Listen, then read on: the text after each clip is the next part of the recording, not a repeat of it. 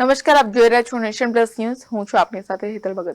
દાહોદમાં જીવદયા ગ્રુપ દ્વારા ઉત્તરાયણ પર્વના તહેવારમાં પતંગની દોરીથી ઘાયલ થયેલા પક્ષીઓને યોગ્ય સારવાર આપી સ્વસ્થ થયેલા પક્ષીઓને ઊંચા આસમાનમાં ઉડવા માટે મુક્ત કરવામાં આવ્યા હતા. દાહોદ શહેરના ગોવિંદનગર વિસ્તારમાં આવેલ નવજીવન ઉદ્યાનમાં જીવદયા ગ્રુપ દ્વારા બનાવવામાં આવેલ પક્ષીઓના રેસ્ક્યુ સેન્ટરમાંથી સ્વસ્થ થયેલા પક્ષીઓને મુક્ત કરવામાં આવ્યા હતા. ઉત્તરાયણને પતંગ દોરીનો તહેવાર કહેવાય છે.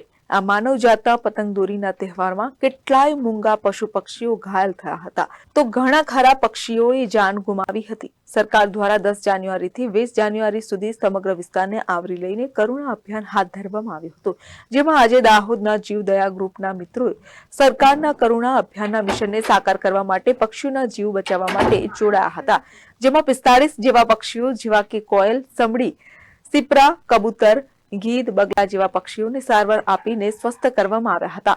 સ્વસ્થ થયેલા પક્ષીઓને રેસ્ક્યુ સેન્ટરમાંથી મુક્ત કરી ઊંચા ગગનમાં મુક્ત અને વિહારવા માટે આઝાદ કરવામાં આવ્યા હતા.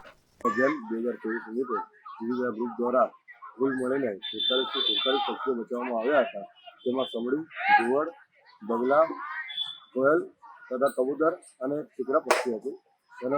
આજે અમુક પક્ષીઓનો આબાદ રીતે આકાશમાં ઉડાવવામાં આવ્યા છે અને અમુક હજી સારો હેઠળ છે અને સમડી અને ઘુવડને તેમના ટાઈમ પ્રમાણે યુઝ કરી દેવામાં આવ્યા છે. Bureau report, nation plus news, Dahod.